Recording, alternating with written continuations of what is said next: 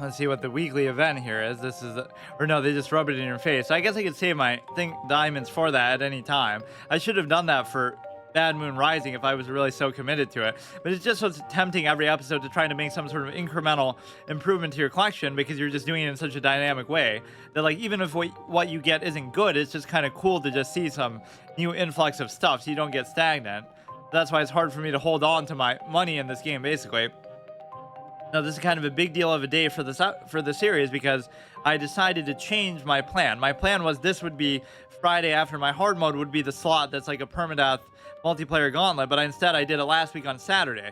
So Saturday is going to be what that format is for, like where I go through and do whatever. I play through every character, every deck in a game, whatever the case may be, until I lose, and then the series is over when I lose with everybody. This can just be more like a relaxed long-term series potentially. I might still do that at the end, but it could take forever to get there, where like unlocking every hero is way more exhaustive than I thought it would be. Or what I should have done is just save my gold for them. I'll call it gold, but and just bought them outright. That would have been the only way to do it. So if I had done that, I probably would have bought like 2 or 3 by now, or probably at least 2, because they're like 700 or 800 each.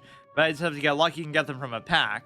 I got a legendary on back-to-back episodes, almost in back-to-back packs, at the end of before last week, and then at the end of last week. But I think I did buy 1 pack in between, but that's pretty lucky. Obviously, the Dark Matter Dragon Fruit is amazing, and then I have, I forgot what it was. It was like a 2-3. That is pretty good, but you know, some of those are kind of just more boring. The reason why the Dark Matter Dragon Fruit is so good is just because it's a fun card. First of all, just like people always say, oh, it's one of the best cards in the game, but that must just be what the events are about, period. They're always one of the best cards in the game, and I'm gonna piss people off. I'm the type of guy who, that almost makes it seem like a new expansion, is it? I mean, there's no such thing, right? Because people keep saying they don't really do that anymore, but like actively develop. But no, it's like I'll play the Dark Matter Dragon Fruit in the water just to protect it from anything else. So it has the untrickable quality, basically, where their tricks cost 6 more. So it's very hard to use removal on it. And so if their board is focused more on the center, you might think, oh, play it in the center to clear their board, which might be, you know, the most common play of it. But if you can manage to play it in the water, you'll still hit 2 lanes, and you won't be at risk of losing it, because it's very hard for them to put something in the water that's strong enough to deal with it, or most people aren't going to have that. So we can just dominate and stay there forever with the untrickable effect still. Basically, Lotheb, all your tricks cost 6 more forever, right? So that's such a good effect. Like, it would be good with even any combination. If it didn't have that effect, but it just had the other one, like, it's a very dynamic card. In fact, the only thing it can't do is what the 3-peater does, which is basically hit the face too, right? Otherwise, then it would be way too busted.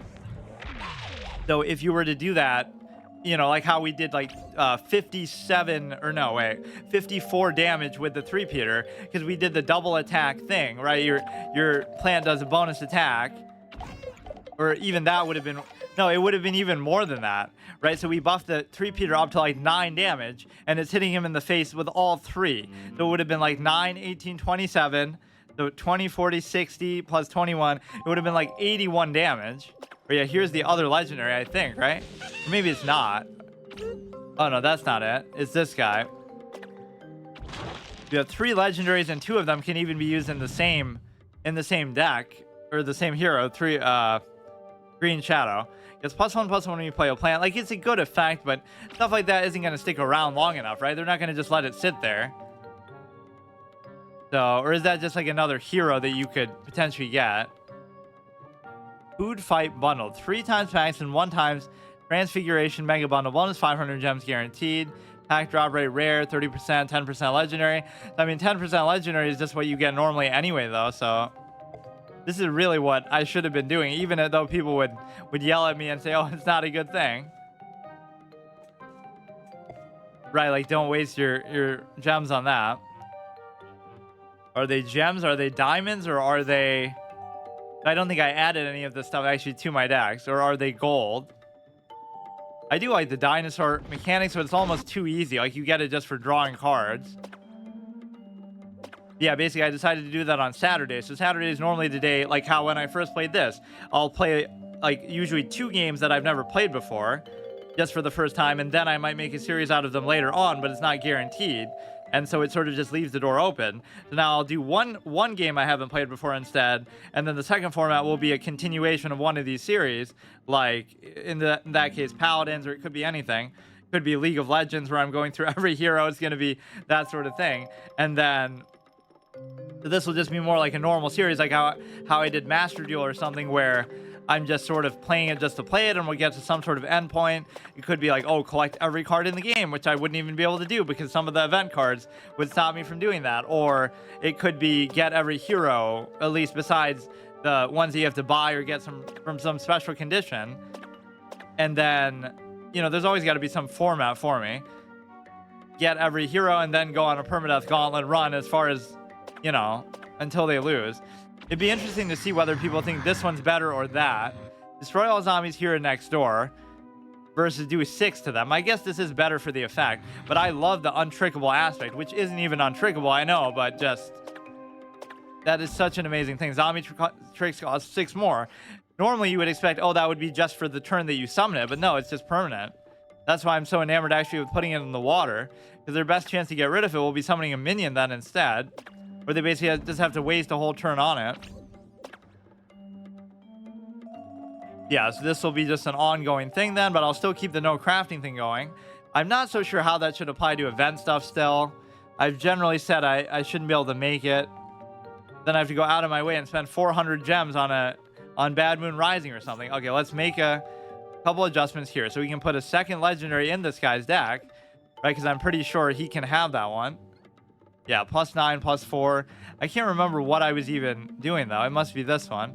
I almost wanted to make them just fresh, like going with a clear head, because like the Infinity deck that I think Lemon, or I forget who it was suggesting, did actually pretty good, but it's just because you have to commit to it hard. Like, don't try to mix in all these effects. Just go like with your best value cards, which I couldn't really do before because I didn't have any like that. Like actually good value cards. 1 mana 3/1 is not bad, right? I can't argue with that. The freeze can sometimes be useful, but it's not that good. I do like that guy a lot. There's not going to be a ton of synergy to this aside from just buffs and AoE attacking capabilities. That guy's kind of good for certain purposes. I'm not a fan of the Torchwood at all, but you could say it's good. It's too slow of a play. Like, as much as I like Team Up, I've never really felt enamored with it at all. Because it's like just... it'll only work for the one row. So even if you have a 3-peater out, it'll only work with the one lane of it. We were trying to meme with that Bean deck a little bit. The Admiral Bean guy. It's so hard not to say Admirable because you're saying the B immediately after. Admirable. Fuck, I can't even do it. It's like a tongue twister. Admiral Bean. Fuck. Okay, plans here amphibious. Okay, this is good this period because it'll be a debuff for them constantly. So this you want because of the leafy thing, right?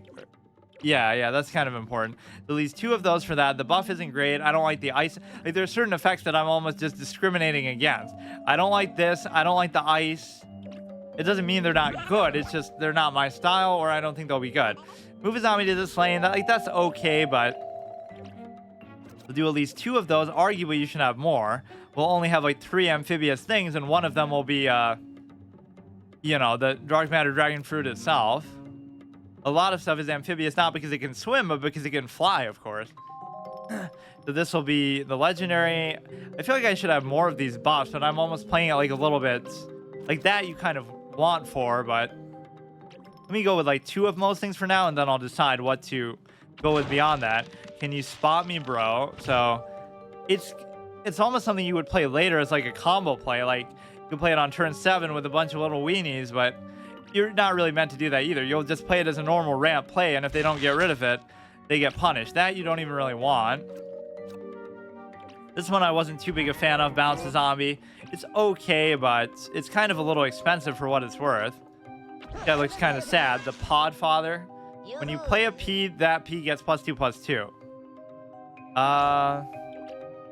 It's not bad, even in its statting. I don't know if I'd want 2 of them. Like, how many P's am I going to have? I'm going to have the 3-peater. I'm going to have that. I think 1 of them is adequate. Just, you can do kind of a combo with the... In fact, that almost makes me want to commit to a deck that's just, like, built around that alone.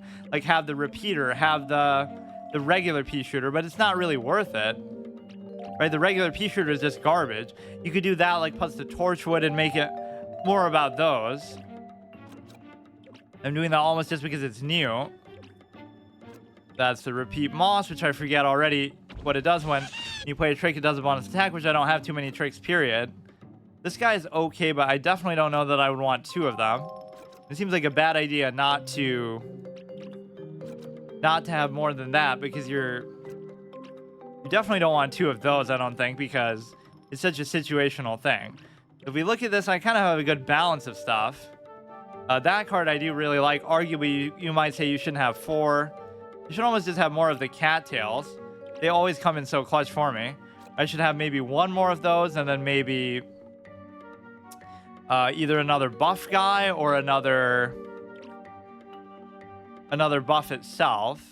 I can't imagine playing that many of just a static buff play, though. Alright, so that's decent. You know what? I'll even make another deck for it, too. It's gonna get a little bit confusing, in fact, what is what. I should almost delete some of the other ones, but I guess I won't yet. This is going to turn into, let's just say, dark matter again. Just not that it's really built around that in any meaningful way, but yeah, there is one key way in which the dark matter dragon fruit is actually worse than the 3-peater, and that's not hitting face, but that's like a hard thing to obviously complain about. So let's test this idea of the torchwood / the pea shooters. Right, so you're gonna go with all the peas just for the sake of it. So this will actually have some synergy to it. It's just not, it's not super good of a synergy. 1, 2, 3, 4. Give me a chance to use stuff that I don't normally use. Like even this would count. This is a pea plant. This is a pea plant. It's almost like we shouldn't have anything else besides that. The Podfather effect, but then again, we might not get that out there in any meaningful way, so, you know, it makes it feel kind of frivolous. I'll even do 4 of these, so this just seems like a very bad deck. Like trying to get a synergy where it doesn't exist, naturally. Maybe 1 of those. I don't even want to deal with team up. I almost don't even want anything else at all, but that could be okay because it doesn't hurt you even if you don't have amphibious stuff. You would need some kind of removal. You kind of want some buffs too. I can't say no to that. I might have to give up the idea of... in fact, here I almost might want 2 of those. We get 1 of these. Not going to be playing really very many tricks. Not going to get the conjuration effect. I don't know how I'd even be able to use both of these. I kind of don't want to use this one. It's cool to commit to the idea so much, but... You have 2 of the buffs. The buff that you really want, though, is so you can do like a turn 6 3-peater and immediately buff it. Also to keep it out of the range of that stupid bowling ball thing that they use. They kill something with like 1 attack or less, or whatever. Like 3 or less attack. It's the hero card that you get from Green Shadow itself that costs 1. Whereas all this stuff is going to be way more expensive. So... I don't know why team up would be really that valuable. This is the only team up that you're going to need. Yeah, we're committing to the pea shooter idea really hard, which, again, it's sort of disorganized and joint. Like, you don't really want this card at all. It just sucks. This isn't particularly impressive. Some of the effects are okay. I was never a big fan of the repeater in this game, just because it's basically like... I don't know, it's kind of poorly statted. Like, sure, the ability to attack twice is nice, but they would just use some removal on it and it wouldn't be that big of a deal. The one thing I don't have at all then in this deck is removal. In fact, that's what Green Shadow kind of just lacks, period. Is just... He doesn't have like a hard removal still, surprisingly, but I almost barely noticed because I do have some of my best cards on him. Not even just the legendaries, too. So we'll go just peas. With that, and so I won't worry about those ones. I mean, I can always delete them. It's not like there's any concern. Oh, I'll forget what it was. It's so good because obviously I have it on video. That's the whole beauty of it. So what is new here? Water chestnut, which I do like, but I feel like I've never gotten value out of it, so I won't put more of those. This guy even just got rid of because I just don't like him at all. So not many exciting additions there. I'll probably just keep him the same. I just get so excited when I get any sort of bigger statted minion, like even that 6 mana 5/7. Like, wow, it's actually something decent. Yeah, we're almost spoiling Green Shadow just with nobody else is even getting anything meaningful. So let's check the zombies. The zombies generally haven't done as well for me as the plants, but you know, Infinity was doing okay last time. The Smash has been doing actually really good the last couple times. So let's not ruin it by doing one of these. You could make like a science commitment one. Maybe I should try to do that. You get +3. This gets +2/+2 when played on heist. Like, that's not very good. Like, so you're trying to tell me it could be a 4 mana 4/4? Wow. Just the fact that it has bullseye, I guess, is okay. We didn't really get anything meaningful there. This guy is almost just like a free play, though. I can't think of why you wouldn't really want him unless there's nowhere to fit him in, which there kind of isn't. Firefighter guy's a bit of a clown. This is a bit of a clown play. Yeah, compare this like to the Dark Matter Dragon Fruit. Like for 3 more cost, it's a 6/6 with way better capability. Like anti-hero is just a anticlimactic effect because it's so pointless most of the time. It actually makes more sense probably in the water though than anywhere else. I almost feel like I'm obligated to have these because it's basically a free play. You just do it and you can do something else after. You get the full mana refund. Maybe I don't need this many of just the 4/4s. Because actually a 4/5. Get rid of one of these. I mean, people will think I'm playing that ooze thing too because of it. Deadly is obviously good. I mean, I guess 2 of them is good enough. And sometimes you clog up your board. That's the only reason why it might not be good. Look, this is kind of a good measurement of how bad your collection is too. I don't even have a single one of these base decks that aren't even necessarily considered that good. Like, I'm sure none of these are actually truly meta, or maybe one of them would be like my Imp deck in Hearthstone that was just like, oh haha, we're gonna get to Legend with some deck recipe that they tell you in the game itself. You don't even have the net deck, they just bring it right to you. So that's kind of cute too, having a 3rd one of those, but maybe I don't have room for it. I do love the armor mechanic, so the Smash is definitely to my liking.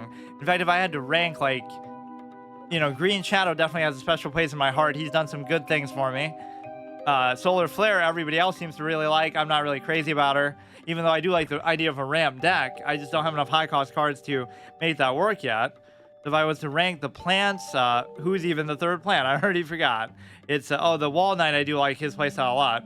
So I would probably rank the plants Green Shadow, Wall Knight, and then Solar Flare at the bottom, which people would be mad about. Both in terms of like the quality of my collection for them, but also just in terms of how much I like their style of play.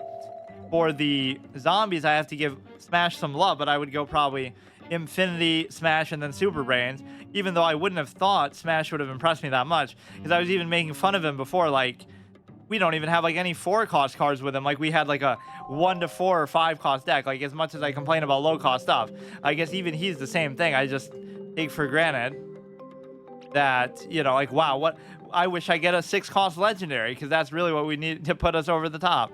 Not the fact that it's legendary, but the fact that it costs 6. That's the most important thing. This is the one with still the dancing stuff in it. Or not for that effect, though. This is the one that he actually recommended to me. That we, you know, it's just not that it's a meta deck that anyone's ever used in their life. But if you play with it super aggro, like, that's how you should basically build it. This kind of complements into that idea, actually, but all zombies get +2. I can't really decide what I would get rid of for it, though. I guess we could just leave that there, or we could get rid of maybe one of these, one of those. I do feel like that's important, because if you have a full board, you can just kind of run away with it at that point, right? That's just one of those mid-range finisher cards, and not really even mid-range, though. It's really aggro. Just get rid of both of those and put both of these. Orchestra Conductor, when played, all zombies get +2. He isn't in it for the music, he just likes waving sticks. Okay, and then finally we have, no, I think that was it, right? Some of these older, I don't think I've even made a second deck for him, because all it is just us iterating. Every time we get cards, we just see what's good value and just put it in there. There's no real rhyme or reason to it yet, still. The only guy who really does have a good rhyme and reason is Green Shadow. I keep trying to call him 3 Shadow because of the 3-peater coming to mind. Yeah, we didn't get much exciting stuff for the zombies. We have 3 legendaries, and all 3 of them are for plants. Isn't that weird? Not that I'm even opposed to that. In fact, I do prefer it. It just makes it such a literally legendary occurrence because of the fact that, you know, think about the significance of this again. I said it last time, but like, there's no other way I could have ever gotten this card. So you could play the game for like a year plus as a free-to-play player, and if you didn't craft stuff, which probably nobody ever plays the game like that anyway, but you would never get this card just because, like this specific one, or any specific legendary. So the point is that it's very meaningful that, you know, that's the beauty of the no crafting thing. Whatever you get is going to be a big deal. You could play the game forever and just never ever get the kind of exact legendary you want, or any legendaries. It's amazing how we got them back to back like that, though. Oh, so I'm even sort of sabotaging myself, though we might not see the dark matter dragon fruit still. We played it once last time. I had a chance to play it, but I didn't want to risk losing the game by wasting time, so I just finished the guy off. But basically, let's try to play this super aggressively. I missed lethal a couple times last time, much to Lemon's chagrin, but basically I sort of become jaded to it because of the block meter. Like, I think every time I've ever gone for lethal, I always get cucked by the block meter, so I won't even go looking for it anymore. I just don't care, which is obviously a bad philosophy to have, but it does sort of demoralize me like that.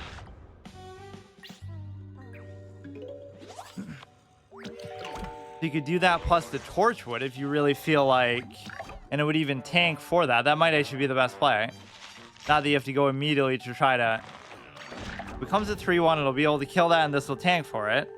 So I'm not really a big fan of the Torchwood, but that's as good of a use as you're going to have.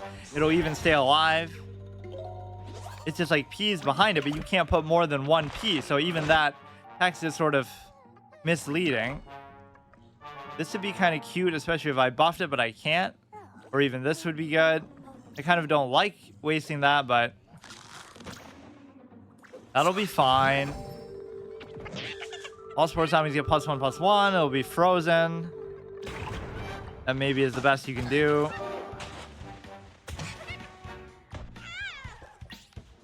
The only thing I'm doing here is I'm sort of overcommitting in a way that could turn out to be dangerous later, like if he has board clear or if he has a lot of control type stuff. Like, even that's going to stall the game out. So let's go here and then put this guy up on the ramp. We're just going to run out of options, and you got to hope for... Yeah, I'm not really too impressed with this deck, like, already. It's just we're somehow getting lucky. He doesn't have any removal of any kind, so just rely on their deck to be almost as bad as yours. You can't really fear the block meter, I guess, too much, but you kind of have to.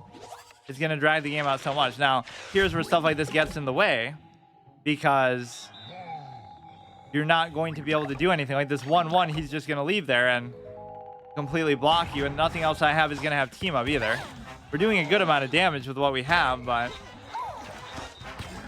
we're certainly not going to put the 3-peater thing here. Like, you'll see that they actually end up absorbing more damage than they even take, because yeah, and then they get carried by that too. Like, it's such a stupid, like, backwards mechanic that punishes you for doing well and doing damage to them and for winning. It's so idiotic. So yeah, now we might just lose because it's going to be very difficult to... Like, I should almost have thought to do the 3-peater there, but I can't really figure out where to put it. We got to wait for some space to clear up. Am I really going to throw away my chance to see the Dark Matter Dragon and to... That's where these are actually kind of bad too. Right, I heard you like the block meter, so I'm even playing into it with that. He just has way too many cards, and I've kind of wasted my value here. I love those games where we both go into top deck mode, because that starts to make it much more meaningful. I'm the type of person who would actually play that too. It's not very efficient, but 7 mana 5/5 with the armor thing, it's just like...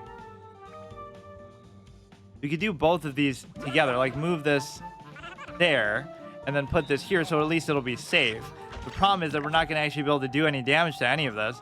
It's the only thing in the whole game that has armor 2, right, if I'm not mistaken, and I was kind of disappointed that nothing else does.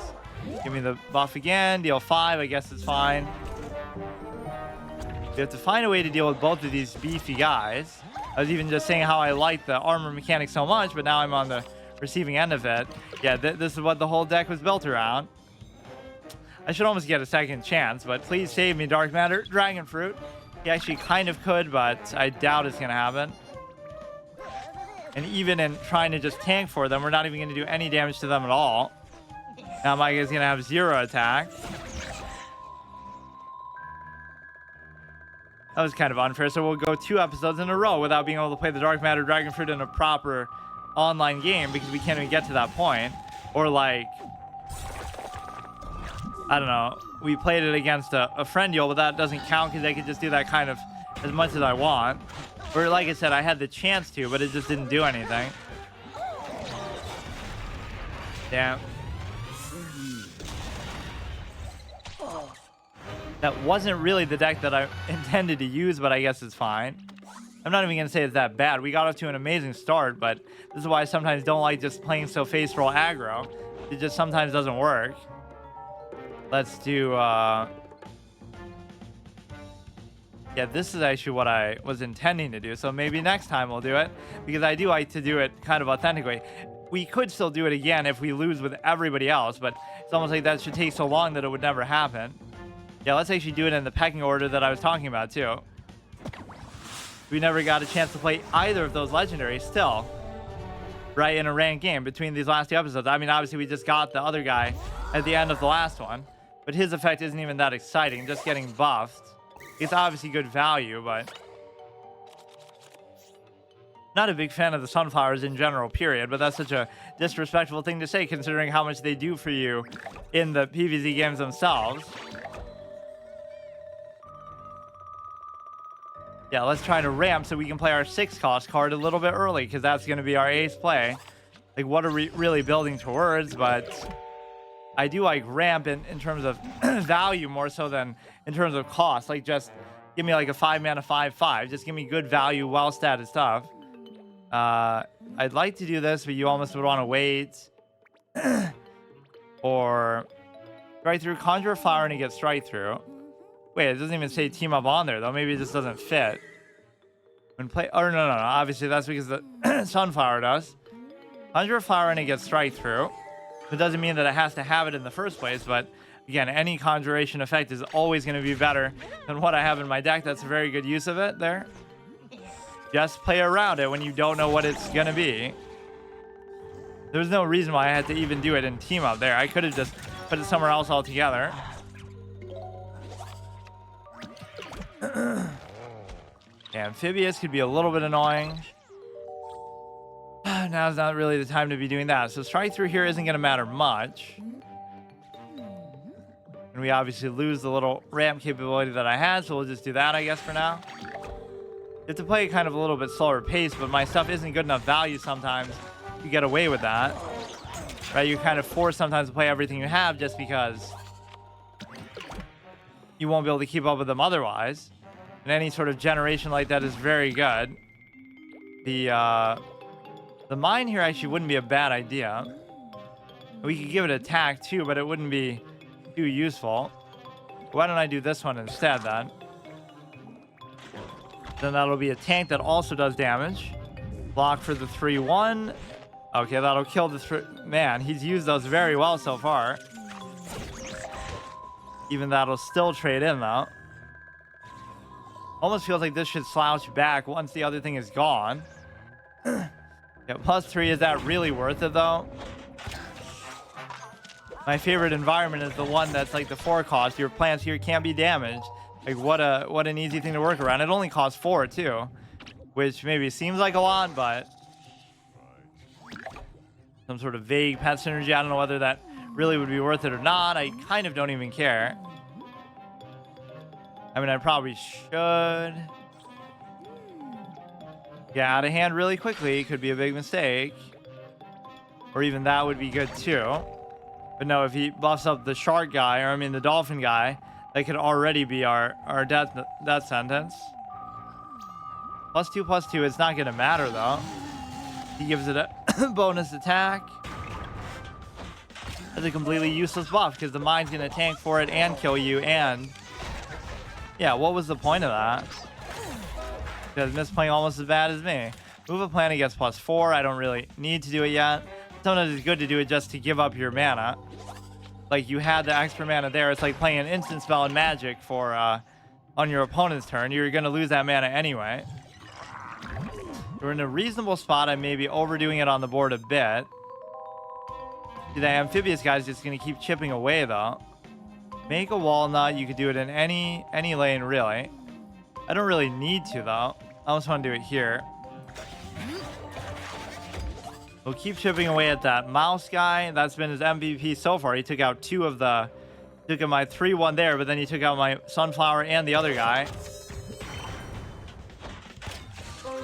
I've rarely had a chance to use that. Do 3 bonus attacks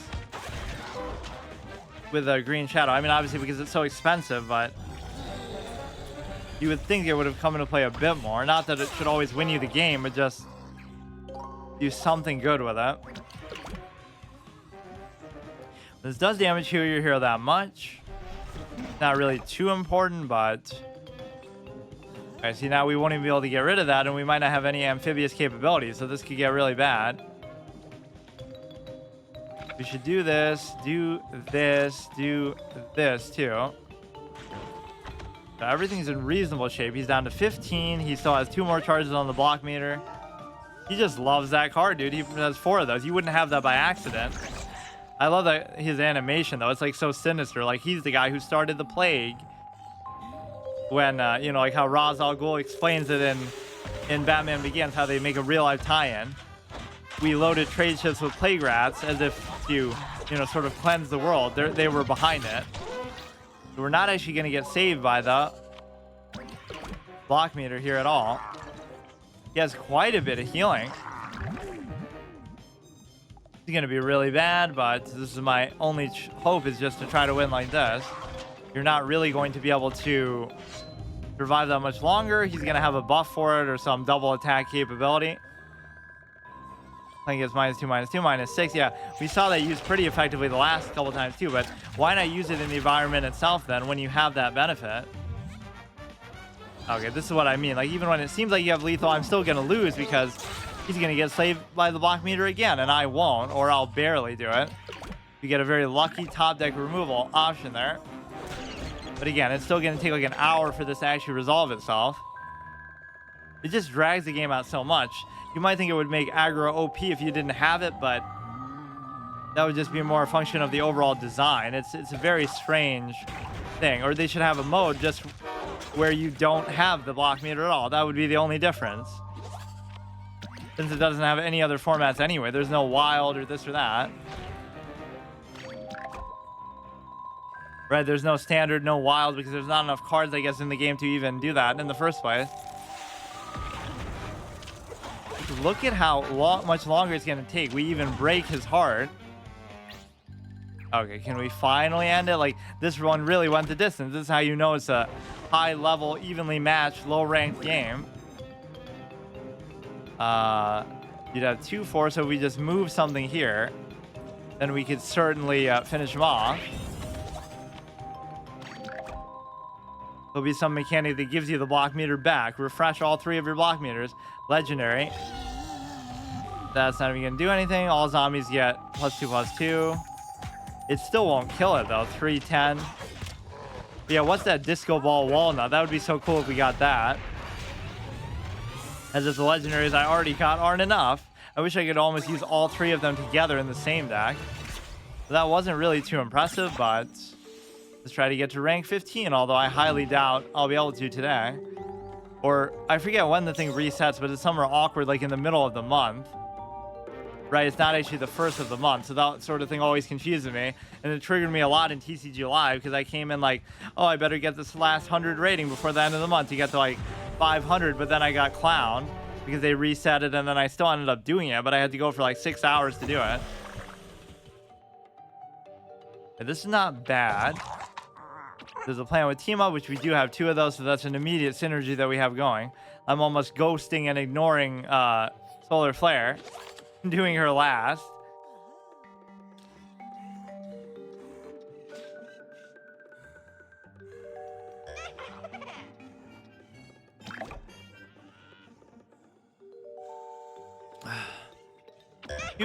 I was about to rope because it crashed and I wanted to show what I was actually doing, but I don't think that's actually happened while playing this game. It happens a lot while playing other card games for whatever reason, of all things. What does this do again? You get +3, not a big deal.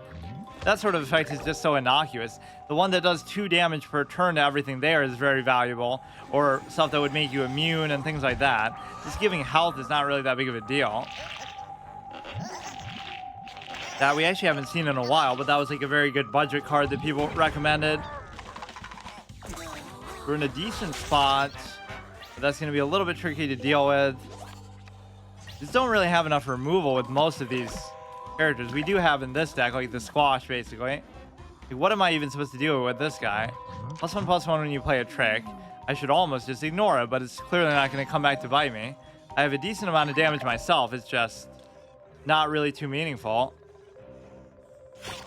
As if you need more of those. The block meter is not enough for you, huh?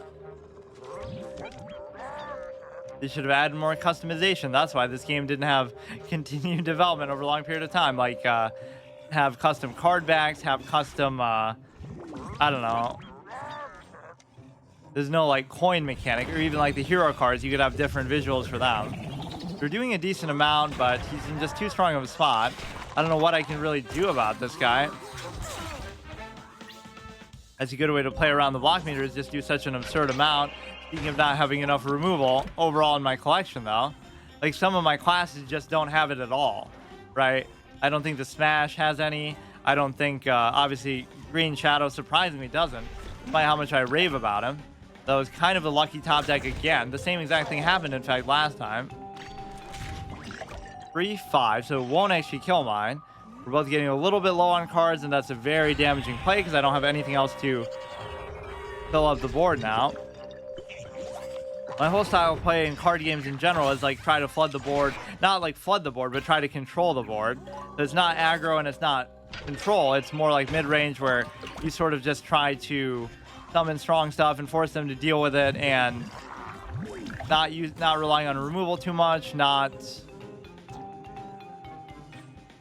you know, don't rely on removal, don't rely on a bunch of weird effects and stuff, just straight up raw powerful minions, which often doesn't work too well. But in a game like this, is actually pretty fun because there's a good amount of removal, but it's not overbearing, and there's a good amount of effects and synergies, but it's not as contrived and power creeped out as other games, which maybe isn't even entirely to the game's credit, like, oh, because it was so well designed.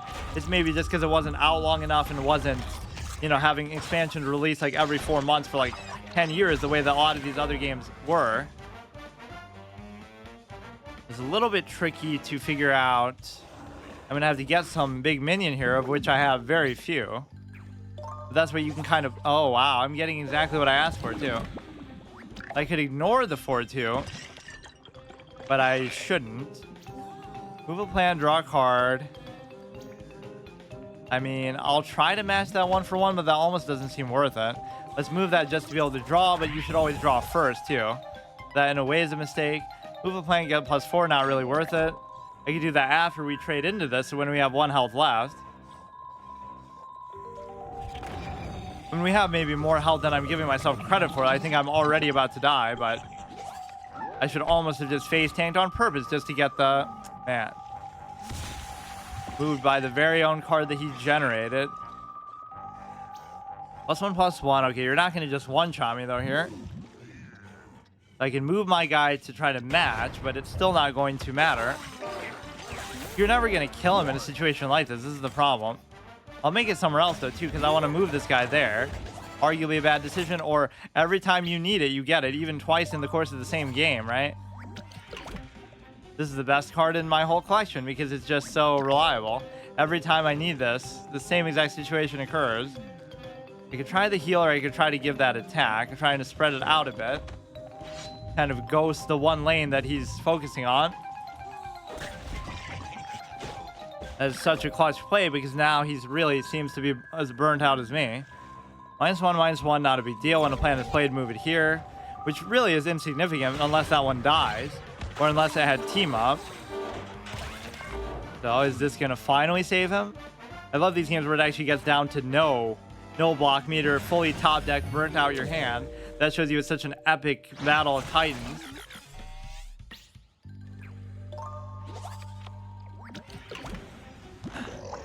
I'll either go until all these classes lose. It's kind of deflating that I didn't get to do that, though. 2 episodes in a row that just... If there's a zombie here, gain a teleport.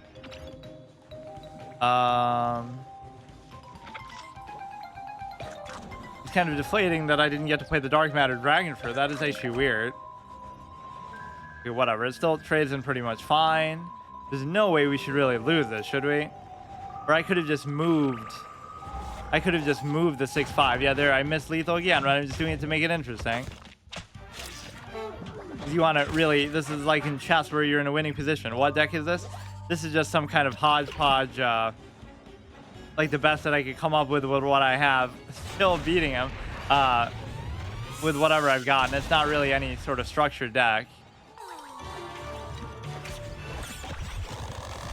But my best card has just been the Squash that we keep getting a removal whenever I need it most. Let's actually look at it. Yeah, we have the Mine, the basic Sunflower team up, the Walnuts. I do like this little buff interaction. I don't think I've buffed the Water Chestnut one time as much as I like it. That's okay, I guess. This is trash. Like, who would actually ever use this card unless you had no other choice? There's no synergy. There's not that much stuff with Squash anyway. Like, it's just completely trash. Even this is better, but I obviously only have one of them. Yeah, I can't complain about this. Like, who doesn't have removal? Green Shadow doesn't. I don't know if Solar Flare does. I forget who can use what. It's a complete mess, yeah, but that's all I have. I mean, it's actually the best under the circumstance, believe it or not. Yeah, even Solar Flare doesn't have...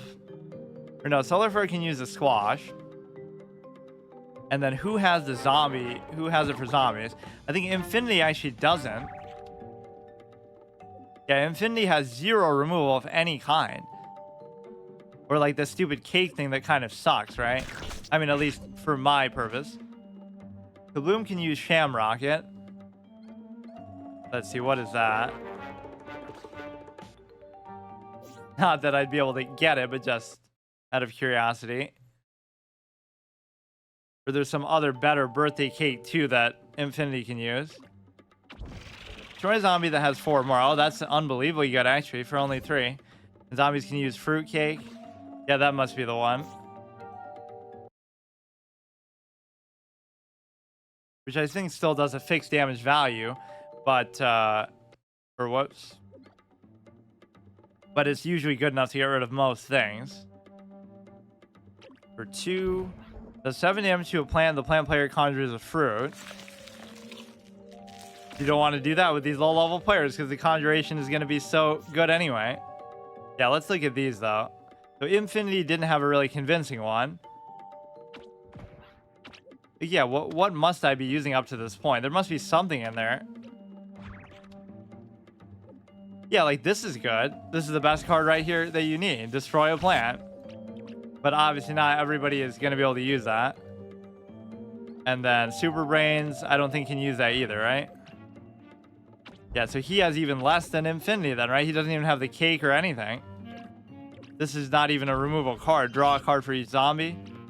I do love this card, though. Because, again, whatever you're going to conjure is actually going to be decent value as an exception. Let's keep rolling with Wall Knight, literally, because could be a bowling ball. Yeah, everybody would want me to do Solar Flare. How did it even default to that? Whoops.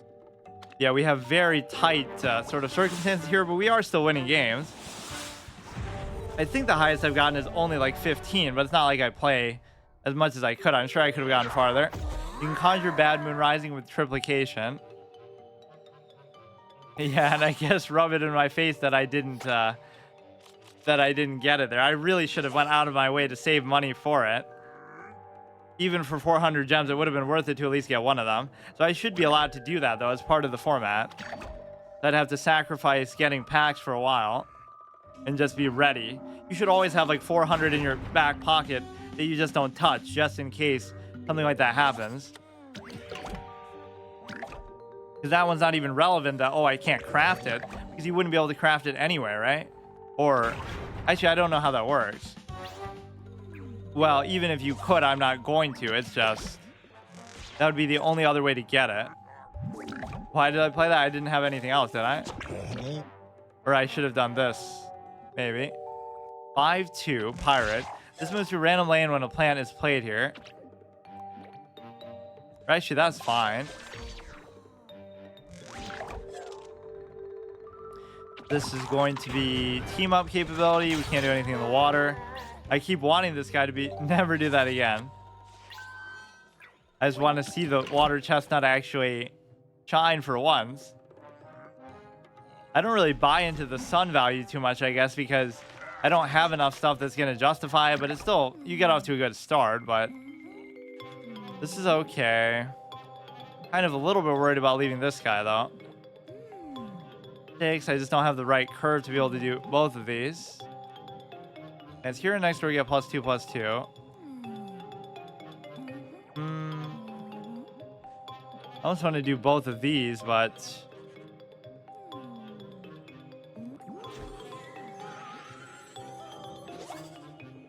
just for the conjuration effect, I guess. Although no, I should have played it there. I don't know what I'm doing. Fuck.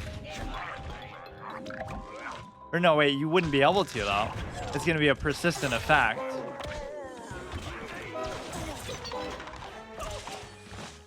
I'm going to be using actually a proper pirate deck, though. Which means I would have no chance whatsoever. He's only rank 14, though. Yeah, I've never got... Okay, clearly he's using something better, but I've never actually gotten value out of this. Kind of hard to believe. Like, I need this guy to give it attack, and that'll clearly carry me the whole way. Hero can't be hurt. Okay, you won't even be able to kill that unless you fill up every other space. You could maybe do that, like... Put this here to block for it. And then... Won't be able to do anything there, let me think. Be okay. Give the water chestnut some attack. Give the sunflower some attack. Gives a reasonable positions. Pineapple gives the sunflowers attacks. Yeah. Damn, I'm already down to 2 though. Make a walnut. I mean, you could make it here, but this is quite the card actually. That'll actually let him attack again anyway. Fuck. You didn't have enough. And the point is, whatever that guy's using is obviously very good. Look at how much he still has in his hand, but I obviously played that pretty stupidly too. There you go here.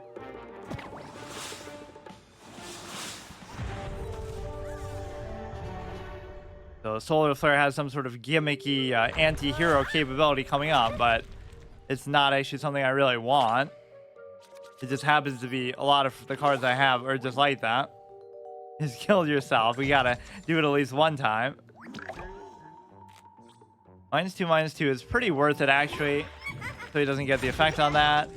We haven't seen the Yeti too many times, elusive as he might be. I don't know why he randomly appeared on the roof in that playthrough. He appeared on like 5-4 or something, and I didn't even notice it during the course of the level, but then afterwards somebody pointed it out. He's supposed to appear at night or like when it's stormy and stuff.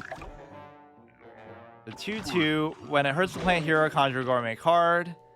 You could do the other mushroom too, I guess, but I'll just do that. Give us like a normal matchup where they have some decent cards but no like super good synergy. Those are like the 3 levels of deck quality. The highest level is you have synergy and you have cycling and generation where you never burn out of cards in your hand. The mid-level is like, okay, you have good quality cards but no synergy and you might still burn out. And then the bottom level is basically what we're still at, where we just have nothing, no good quality cards. You could arguably do this, but actually you won't be able to because he might I don't know. We'll save the mushroom synergy for later. Clearly that's gonna save us. Aggro. Freeze all plants on the ground. Or it might just seem like that, but he really just, it's the best he can come up with. Okay. 3-4. This would at least trade in favorably. Like you don't always have to play like this. I play too much for board control. Waste of super. Oh shit, I don't know if we've seen that one yet, have we? 007 animation. That's pretty sick. Okay, this would have the team up capability, which this does not actually have team up. What kind of sunflower are you? That's the whole point of them. We could use a squash. I kind of want to use it since he's committed so much to that. But I almost don't even feel like I have to. But then I'll live to regret that. Let's just do it. Only because I have 2 of them. Otherwise, I probably shouldn't have. -1, -1. Yeah, I never really thought too much of that card, but people say it's good.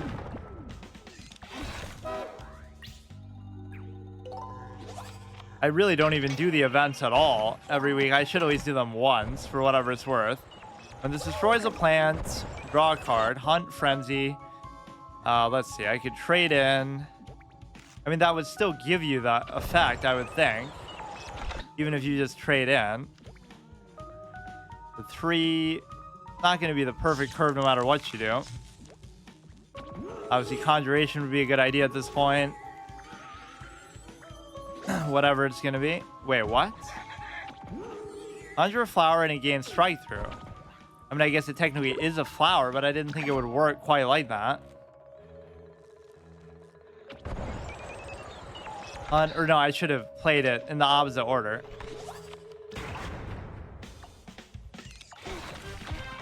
Kind of hard when you play something only so little. I keep forgetting everything. Conjuration gives tricks as well. Yeah, I don't think I've seen that actually happen yet. Or at least when it says it like that, a flower is so vague.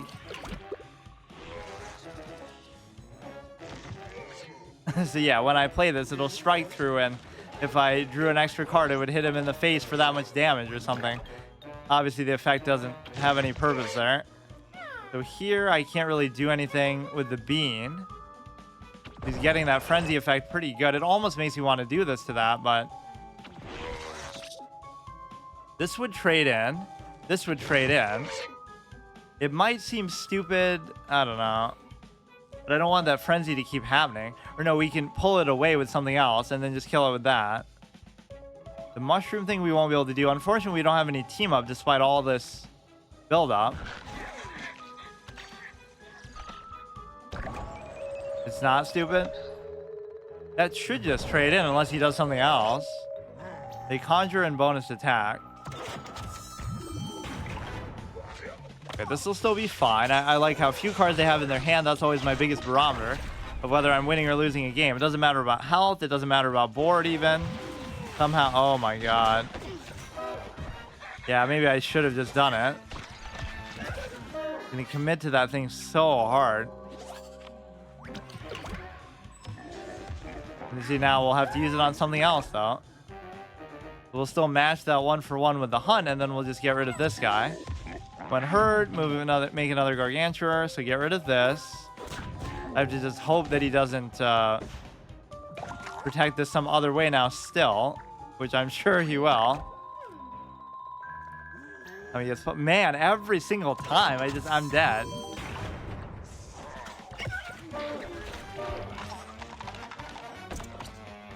See, if I'd done it on that, then I wouldn't have been able to get rid of the Gargantuar, so there's always some catch. So Wall Knight did the best out of those 3. Now let's give the zombies a chance.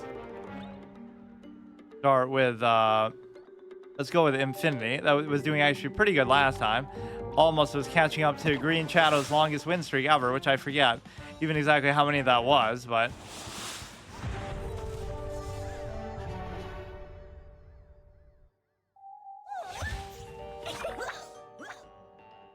Cotton Crusader.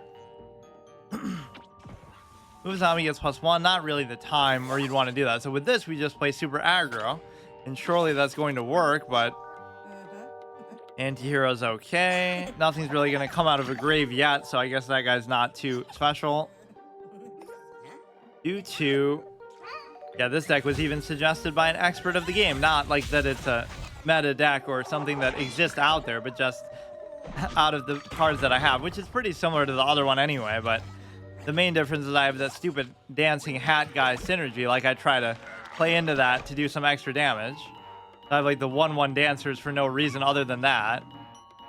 When destroyed, make a sunflower here is okay. I don't know how much stuff we really have that's gonna come out of graves anyway. Zombie gets +3. Move a zombie gets +1. I mean, I guess. Almost would rather have moved it, but Sunflower is not going to bother me too much. Although that you could say is exactly what he wants. Kind of bugs out for a second there where it still says he has 2 attack. Okay, 2, 4, 3, 1. An imp hurts the plant hero. Just do that.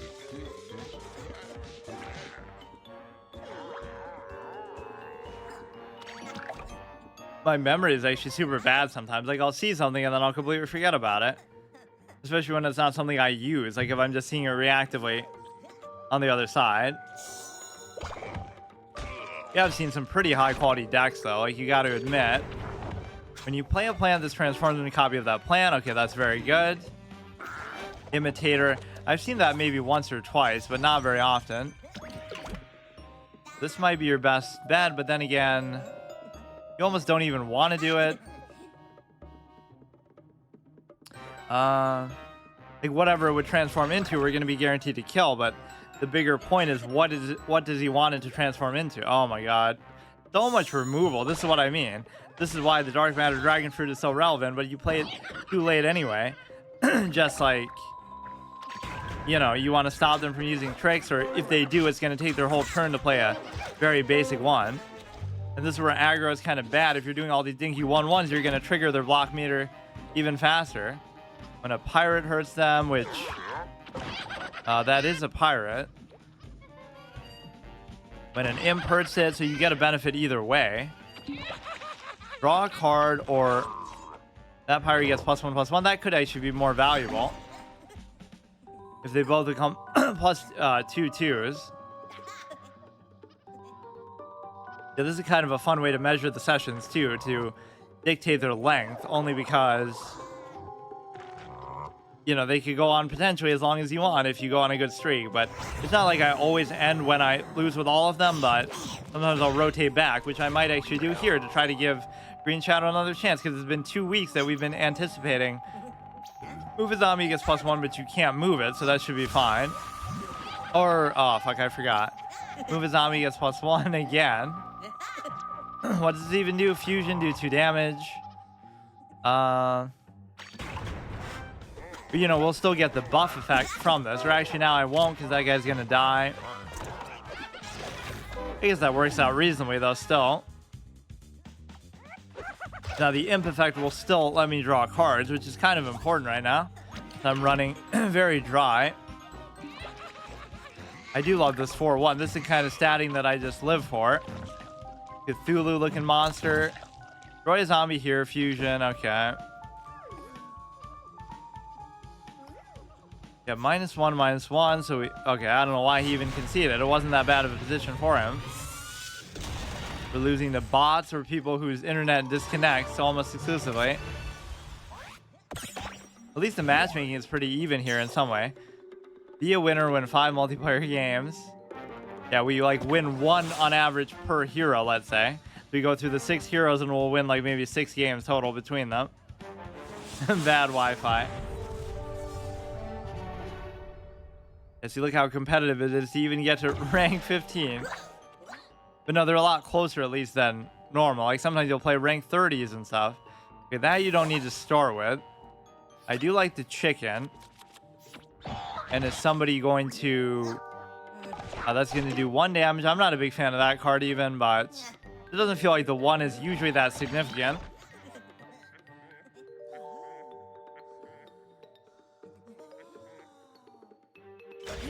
That 1 card was really annoying that moves to a different lane every single time that you summon there to try to trade into it. There was just nothing I could do about it the whole game. Okay, so should we try to whack into the walnut or should I just ignore it? I guess normally the instinct here is you should just ignore it. I don't mind doing amphibious. The point with this one is to play super aggro. That's what was sort of working, which can be very hard to deal with, especially against a very defensive, tanky hero like this.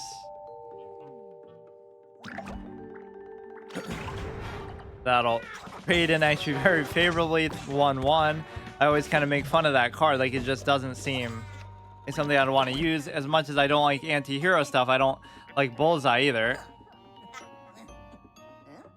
We could do that just to hit him, kill that guy. Or we have to wait.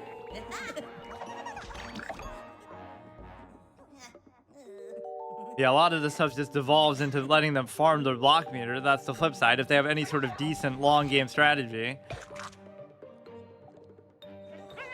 You move to a different lane, but it's not going to do much good. We could kill that to try to do 4, but I feel like that's somehow more valuable now that he's already sort of clowned me in the water. Arguably, that's a bad decision, but I might not have a way to deal with the water for a super long time, and then he'll buff it or something stupid. Hit you in the face with that. I don't care so much about the walnut. Trying to do as much face damage as possible. You kind of had to go reckless abandon mode and just say, I'm going to just out damage even your shield. I'll just get through it and, you know, it's fine. Even deadly here is kind of worth it because you'll kill both of the walnuts. Even that still trades in. I traded a 2 cost for a 3 cost. Even though that looks stupid, it works out pretty well. Yeah, getting through all 3 of theirs is very irritating. Deal 1, I guess I'll save that, but again, what sort of gravestone synergy am I really getting is the question. Okay, he's kind of clowning me with that card that I really just... It's not bad value, I just don't like it. If it's gonna be amphibious, it should have at least 2 or 3 attack. Okay, there's 1 out of 3. Like, they get 3 free ice blocks just for playing the game.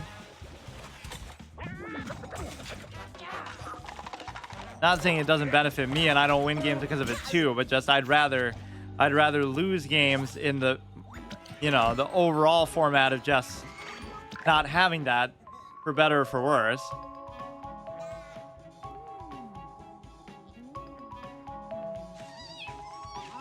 It just kind of makes sense, like, as far as, you know, the hero cards are such an important mechanic in the game, but I wouldn't mind if you get the hero card, you know, as you take damage.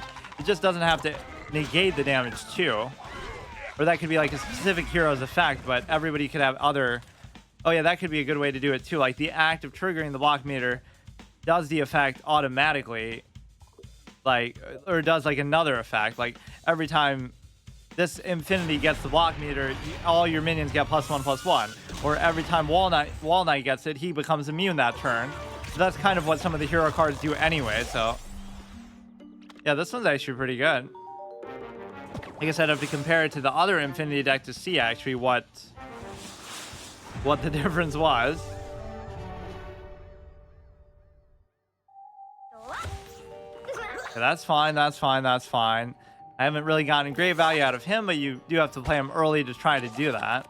The thing is, with a card like that, is it's just never going to stick around. They're definitely going to use removal or trade in. Yeah, there you go. It's always an incentive to play that card just for the ramp capability of it. One of the big streamers for this game, of which there are like 5, must have been streaming this game because I saw like 200 people actually watching this category. You not get a headache for talking this much? No, but that's what I do. Although I never used to really talk that much, as much. This you should trade in kind of anyway, so believe it or not, I'll hit him in face. In fact, I used to stream a lot longer too. I'd talk for like 10 hours straight or something. So let's see. We'll go here. We'll try to trade in. Hard to distinguish sometimes, like, what are the most impactful rows in the center. They're kind of like all the same most of the time. There are certain effects that specifically mention the center, though.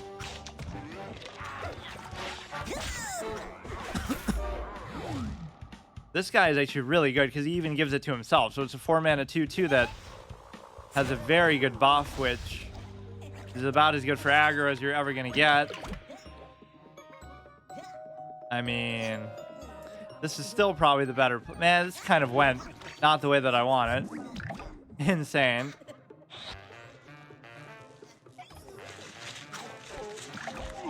Okay, this is kind of just going very badly.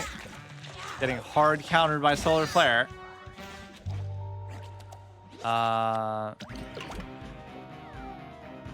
Okay, this will be fine because if you play both of these together, you'll at least try to clear stuff out. So you can't really play aggro when I'm already down to 4 health.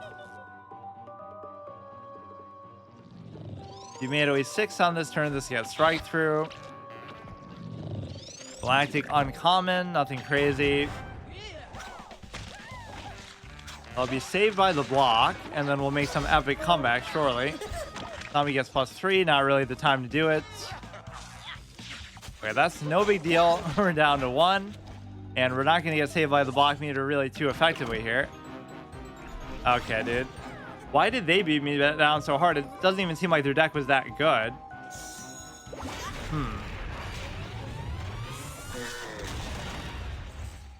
Okay, we'll give the Smash a chance. How close are we? 12? Today really should have been the day that we get to 15. We've been getting like 5 ranks every day. Clearly that's a good pace to go at.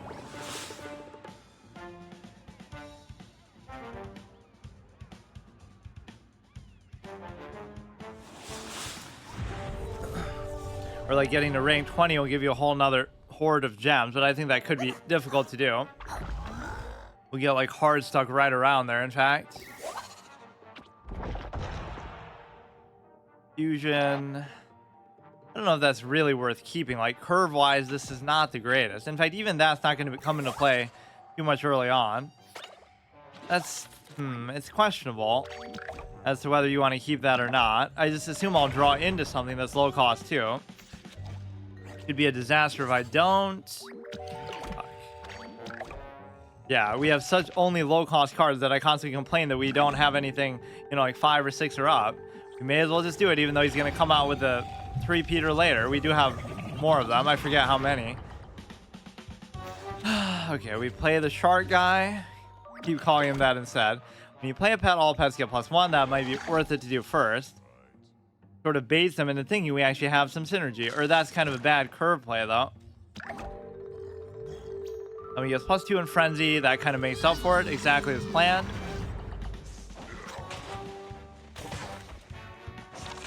Or we'll be frozen, so it would negate the Frenzy anyway. That's kind of an interesting interaction.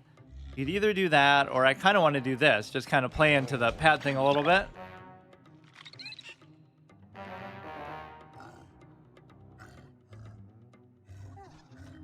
Yeah, this will become potentially a long-term series for me then, just because I didn't want to wait too long to do the multiplayer gauntlet, but I also didn't want to rush this one to get to it. So that kind of fits in better. I'll just do it on Saturday. This will stay on Friday, and even once this is over, I can do like Duelist 2 or something, like some other card game. So I always have to have at least a few card games going on, just because it's something I like so much. But I like how chess has even usurped that. Like, somehow that's become a professional career pursuit for me, unironically. And if I don't do that, then I fail and have to keep deleting my account. So, very harsh conditions. See, if I had saved that bowling ball thing, this would be the time to do it. Oh yeah, just give me my invincibility effect again. How lovely. Or even that would be totally worth it normally. Unironically, that's sort of what he's got going for himself. I'm going to do it. Just because of how much respect I have for the 3-peater. Go ahead, buff it, buff it. Yeah, there you go. The ultimate bait. I know how Green Shadows think. Dude, the full commit. Holy shit.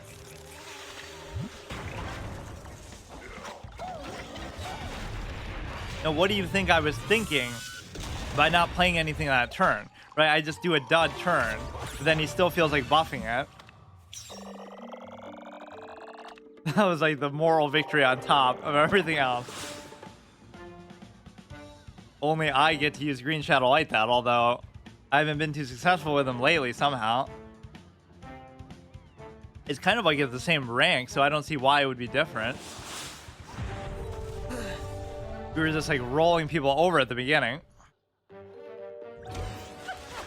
Okay, we got the armor stuff going on here. I actually do really like this whole guy's style of play. 3-3. Whether it be just like defensive stuff, you're immune this turn, or you have armor values. This guy should have an armor value too, and so should the Screen Door guy, but I guess that's just greedy. You expect everybody to have that. And I don't like how it equates the cone to the bucket, basically. But they have the same amount of armor. Primal pea shooter. When this hurts a zombie, bounce that zombie. And not too crazy of an effect. The Podfather thing kind of ruined my Green Shadow experience, actually, just because it was new, so I wanted to try it. So that's kind of a fun way to do it with any card game too. Try to go into it like nobody would do this the first time either, but go into it and like whatever you get, you're forced to use, like a Nuzlocke, right? Like, oh, I got a new card today from this pack, so now I have to build a deck around it. I have to use that and just make it work. And so it doesn't matter, even if you have something better available to you. You let whatever you get dictate the run, like it's a roguelike or something. You made away 6 sun, get straight through. You can just do that and trade in pretty beautifully. Down, check on. I feel like I haven't seen these much at all. They're okay, I guess. They'll bounce something, so you don't want to summon something big to trade in. And this is going to be zombie gets +2/+2. I feel like we should do that more reactively, though, to something. I don't know what. You know, just doing it on a dead board like that seems pointless. Yeah, we don't want to summon something too strong there. Or we could almost do this, and the fact that he bounces it is actually good. Because it'll just get the immune effect again. Fuck. Evolution, this gets +3. Actually, that's fine as well, because that buff will have staying power as far as being invincible, too. Not a bad play. How do we keep getting so low, though, so fast? Like...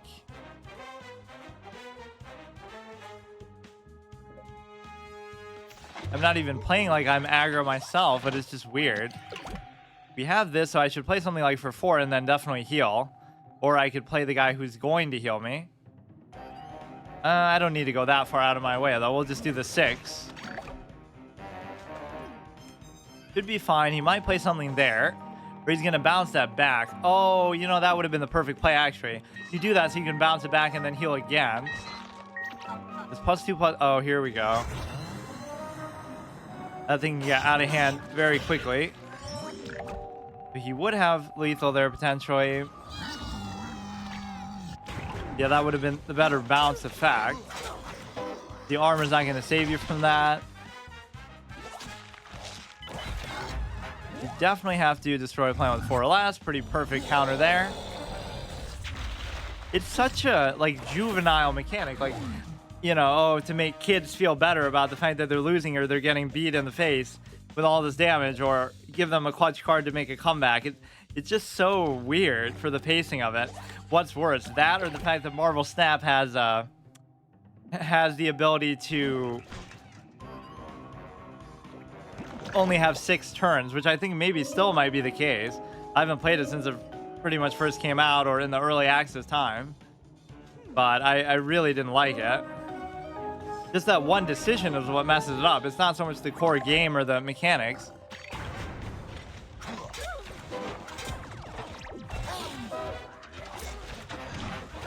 It's like, I love this explosion in the digital card game space, though, just how many of them there are. Okay, so we actually got through that. That was actually a pretty good comeback game, just because we were down to 4 and I was even panicking. Now we even still have the block meter. We should just have this for sure. Yeah, the smash always surprises me. I don't think of him as being that good, but I like him mechanically, and he's gone on some good streaks too. He's been like middle of the road. He hasn't gone on a crazy good streak or a crazy bad streak. He's just been kind of solid, steady, middle of the road. And even as I'm singing his praises, now they're going to make a comeback on it. Are you kidding me? You're going to flip this back and then give me another chance still to do it, so... Or no. That strike through is still pretty annoying. I can't believe it. Is this really going to happen, or I just have to tank through most of the stuff? I could destroy that guy there. The strike through is really what's going to kill me. That's the problem. You could make him do 4, which would do like 3. That thing will still hit me. Let's put like the biggest health value. So that would do like 1. And then we would kill you just purely from we would kill you purely from the effect of these two.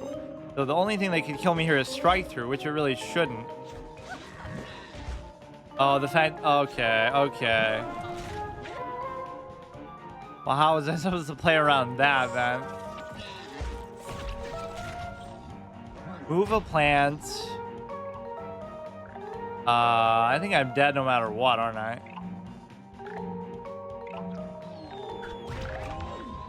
Because unfortunately my two are gonna hit at the end anyway.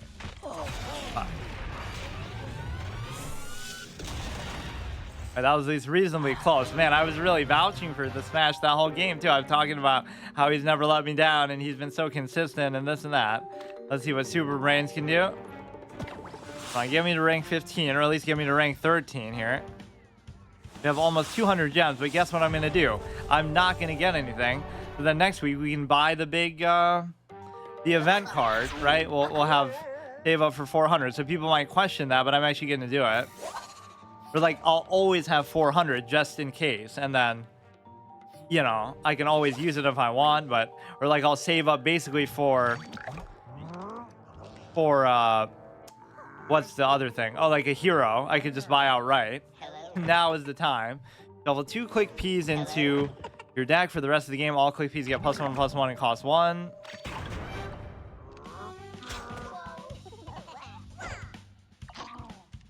Yeah, this game doesn't seem to have like different regions. It's just sort of like the whole world is just one server, which is kind of a good way to do it because it's like, you know, if regardless whether it's a dead game or not, or the player base is healthy, it just makes it simpler to find stuff. But maybe that's part of the reason why the matchmaking doesn't work that well. But it's not even the base matchmaking. It's more so just there could almost be a mechanic that anytime something gets frozen in the water, it takes like a damage too, just because you're getting like hypothermia. I always feel like that should be the case in the PvZ games themselves. If you use like your ice shroom and freeze everything, the stuff in the water should just die, or it should take always damage over time from that and make it a little bit too OP if it would just die on the spot. But this would be good because you would trade in and still be alive. +2/+2 when the zombie is frozen, or you won't even. Okay. Yeah, rubbing the event cards in my face. Amphibious Dino Roar. Yeah, you think maybe this guy's deck is busted, but then again, it's not like I don't have legendaries myself, but I certainly don't have event cards. But you can't even complain on a base level though, because the game's been out for so long. So even if somebody had just played it casually, they would definitely have a good collection. It wouldn't require them to do anything crazy. This could be good too, and this could be, I don't know. I'm gonna lose to goddamn peas. I mean, I guess that's what the zombies always do, like pea shooters and stuff. But this almost doesn't make as much sense. Double strike Dino Roar gets +1/+1. Move a zombie does a bonus attack. I wonder if that would really be worth it. 2/4 will survive. The 2/1 won't survive. No matter what, you'd rather take that out than just... Or no, I mean now it'll survive, obviously. So this is not too bad of a spot to be in. Their hand is burning out a little bit. All zombies get deadly, kind of redundant. So he's still alive. That's one of my favorite effects, obviously, in the game too, but it's just not something you can really build around. Like, bounce another zombie. I guess maybe that's okay here because he'll heal it back up, but... Or he'll just put something in a block and trade in anyway, but... You know, it's sort of an ancillary effect. You're not going to win because of it. It's just really good. Makes up for your lack of removal, too. I guess we'll bounce that one, and then effectively we can just move it there. That's not gonna matter right now. 4/5, conjure a card. Yeah, an event card that conjures more event cards. Like, oh, here's a cool chance for other people to try event cards who can't do those or keep up with them. Yeah, if I just do like the 100 gold quest next time, the gem quest. It takes a lot of discipline really to do that, but you know what we should do is... Actually, I can't afford it. I was gonna say I should give everything deadly and then save the deadly one over there, but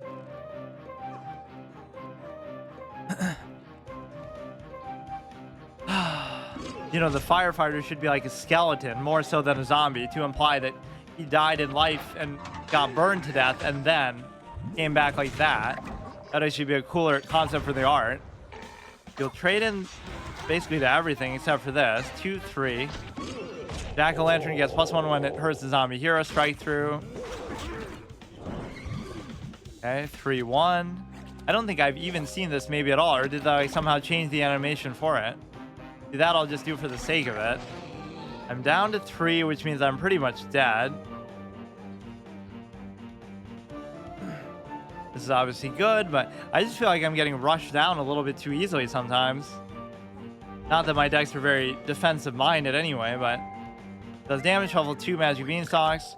That 2 wouldn't actually kill me. Move a zombie gets +1. But I got really nothing to lose here, so I may as well do it. It'll be deadly anyway. Does a bonus attack. Doesn't matter that you get buffed really in the process. So we'll have 1 HP. We'll be setting up to get blocked by the saved by the shield counter anyway. This is a perfect scenario where you can make a comeback. Unless he gets like the thing that does 5 in the... Oh. Okay, that still doesn't kill me. Still... Or no, it will now. That... Oh. Okay. Okay, whatever. Exactly as planned. 2 cards left, but we're not going to be able to fill up the board effectively enough here. We're going to plan that has 5 attack or more, which is clearly not going to be that anyway. We could always move it if something dangerous happens. Oh, wow. Yeah, bounce this, bounce that. Or, I mean, move this. Oh, come on. Is that the end?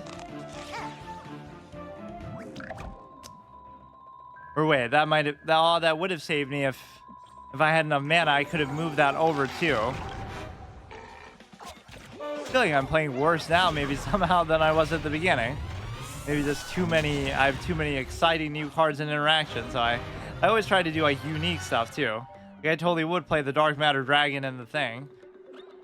You know, maybe he should get another chance. I almost like the idea of not doing that, though. Like, you just have to... It was a different deck, though, altogether. We'll go 2 weeks, honestly, without giving that guy a chance. Dark Matter Dragon Fruit. So, basically, we did the daily quest, right? So, yeah, I'm actually going to save it and not buy a pack like what I normally would do. Or can I play it in, like, some other mode that wouldn't be...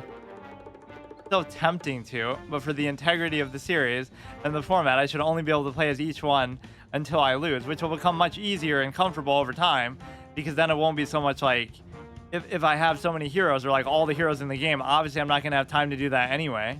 So, I've been waiting. Peas and quiet. These are almost like pun names that the game would come up with. Winter Melon is coming. Let's look at some of these event cards again, because it's kind of confusing as far as... Yeah, it'll take like a month before I can actually have a proper game with the Dark Matter Dragon Fruit. I mostly just want to stick around and piss them off with their inability to play tricks to get rid of it, or anything. Recycle extras. I'm surprised I only have 15 for that. Does that mean that you could... I don't see why you wouldn't be able to craft it. I just don't have enough for them. What rarity do they really count as? I guess almost as a legendary. So you would be able to do this. It's just that I wouldn't. There's not really that many, but obviously a lot of them are very good.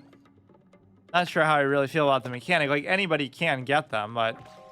Yeah, for once I'll actually hold off, even though we just got so lucky by getting 2 legendaries in a row. So I'm almost spitting in the face of that by, you know, like, not getting a pack. We could make it 3 in a row. But yeah, once I get to that 400 threshold, for example, then... Or wait, why is it 450 now? When played, another zombie gets +2/+2. When hurt, bounce this goat. This almost feels like cheese, too. Like, I shouldn't be allowed to do it, but... You're not crafting it, you're just buying it. Right? The same way that you would buy a pack, but... I guess it removes some of the mystery from it. But considering the fact that I can't craft event cards, it's only fair that I should be able to buy them, as expensive as that is, because it's like, how else am I supposed to get them then? I just can't use them, period. That's kind of boring, just for the variety of it. But no, it takes away from the random, dynamic Nuzlocke quality of it, just the fact that you can sort of choose what you can use instead of, you know, being drawn into it and just sort of making the best of what you got. I'm tempted to give Green Shadow another chance, but I guess it'll have to wait till next week. There's no way I can even... Man, that's so lousy. I used the wrong deck. I wasn't even meaning to use that. This is that stupid Podfather one, right? Just because I wanted to try him. Yeah, he ruined everything. He made me an offer I couldn't refuse, but I should have. It would be this one. Not even saying it's going to be that good, but... You know, one of those, one of the Dark Matter Dragon Fruit, those two are okay. Two of these, just for like base value considerations. Repeat Moss. This thing I'm not even a big fan of, but it looks kind of cool, and it's kind of uniquely statted, I guess. 4 mana, 5/2 with Team Up. This is obviously good for the Conjuration. And anything with the Conjuration I'm going to like. Even that, I have one of him, but I'm not really building around it. It's just kind of random. It probably shouldn't even be there at all. The balance is okay. Going to constitute the closest thing you have to really go to removal. And so obviously this legendary is nice, but it's nothing like super exciting as in fact. Probably won't stick around. The buffs are important. The draw is okay. I tend to not really even use card draw because the game's going to be over by that point anyway. And if I have to use it, it's one of those things. Like, if it gets to the point where you have to use card draw, you already failed and you already lost because you should have already won the game, right? So that turns it into a longer term thing, which none of my decks can hold up to, even despite that. It's just you don't have enough high cost minions. Like, imagine if I had a deck that could just last till the end game, and then you have like a 7, 8, 9, 10 cost. Like, you would destroy most of these people we're going against because they just don't have stuff like that, myself included. If you just look through the collection and see like what are my highest cost things, there's just not many of anything.